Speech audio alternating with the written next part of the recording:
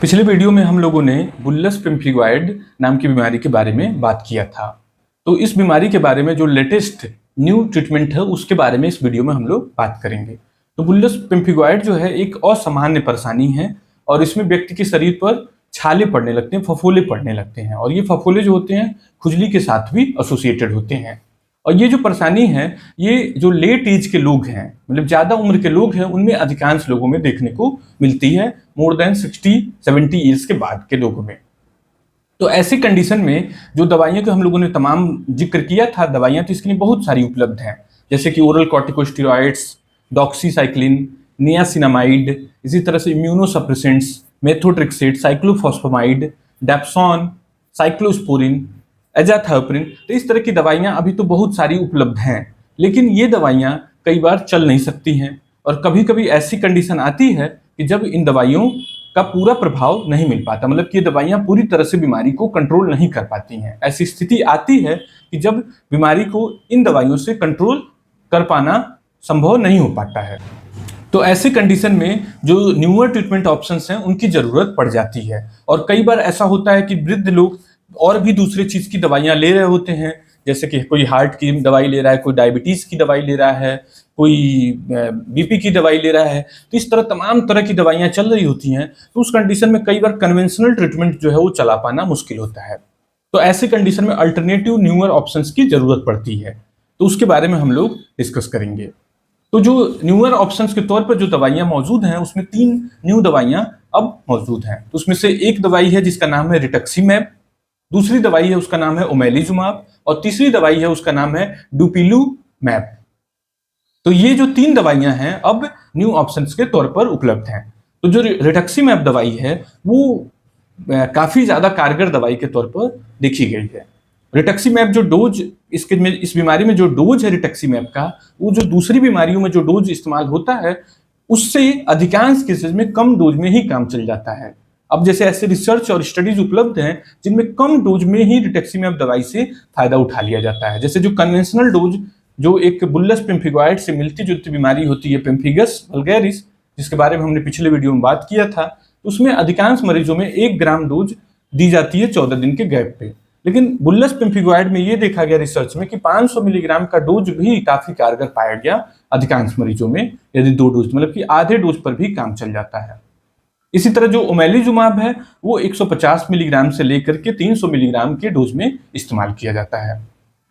तो ये जो दवाइयां हैं, अब ऐसा नहीं है कि इन दवाइयों के साथ परेशानी नहीं है, ये दवाइयां काफी कारगर दवाइयां हैं और काफी खराब जो तेज बुल्लस पिम्प्लीगॉइड हो, जिसमें बहुत सारे छाले हो, बहुत सारे रैसेज हो, जिसमें बीमारी कंट्रोल में न आ रही हो, उन बीमारियों के लिए रिजर्व करी गई है और उन मरीजों में इसका काफी ज्यादा फायदेमंद है।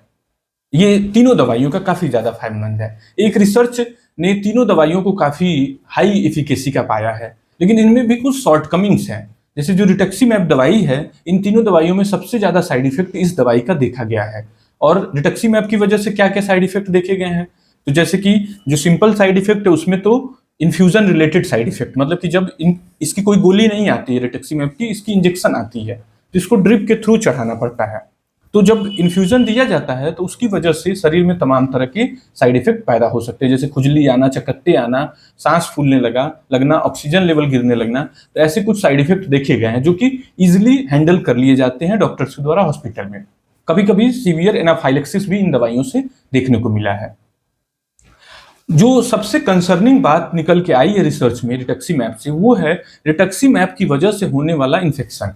जैसे रिटक्सीमैब जो होती है शरीर की इम्यूनिटी को कम कर देती है, तो ये देखा गया कि कुछ मरीजों में रिटक्सीमैब जो दवाई दी गई उसकी वजह से शरीर में इन्फेक्शन हो गया और फिर उस इन्फेक्शन को कंट्रोल ना किया जा सका और पेशेंट की डेथ हो गई। तो रिटक्सीमैब के साथ ये एक प्रॉब्लम देखी गई है कुछ मरीजों में। तो डॉक्टर हमेशा इवेल्युएट करेगा और हमेशा देखने की कोशिश करेगा कि आपके शरीर में किसी भी प्रकार का कोई इन्फेक्शन तो नहीं है इन दवाइयों को देने से पहले। जैसे कोई पस नहीं होना चाहिए, कोई फोड़ा नहीं होना चाहिए, कोई एब्सेस नहीं होना चाहिए।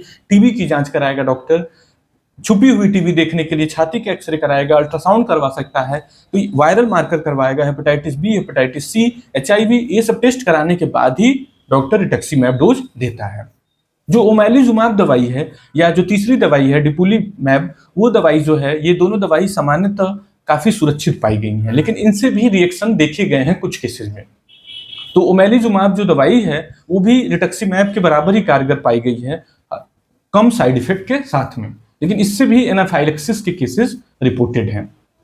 तो ये दवाइयां काफी कारगर हैं, लेकिन कुछ साइड इफेक्ट इनके साथ भी एसोसिएटेड है, और ये दवाइयां हमेशा डॉक्टर अपनी निगरानी में हॉस्पिटल सेटिंग में ही देगा। रिटक्सीमैब जो दवाई होती है वो हार्ट के पेशेंट्स में भी मना की जाती है, मतलब कि कोशिश की जाती है कि किसी का हार्ट की बीमारी, वो भी बहुत तीव्र स्तर का यदि हार्ट की बीमारी होगी तो डॉक्टर उसे अवॉइड करने की कोशिश करता है। एक इंपॉर्टेंट शॉर्टकमिंग्स है, मतलब कि एक इंपॉर्टेंट निगेटिव पार्ट बोल सकते हैं इन दवाइयों के साथ, कि ये दवाइयां अभी बहुत ही महंगे रेट में है। जैसे रिटक्सीमैब जो दवाई है वो एक वायल जो 500 मिलीग्राम का है वो 7,000 से 10,000 के बीच में है। उसी तरह से ओमेलिजुमाब के साथ भी है, वो भी 7,000 से 10,000 के बीच में है। तो ये दवाइयां बायोलॉजिकल ग्रुप की दवाइयां होती हैं, और इनके बनाने में कंपनीज को भी कॉस्ट ज्यादा पड़ती है साधारण दवाइयों की तुलना में।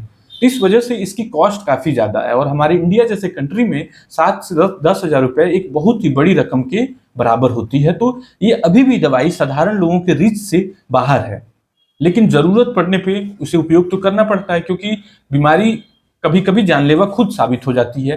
तो ऐसे कंडीशन में दवाई महंगी भी उपयोग में लानी पड़ती है।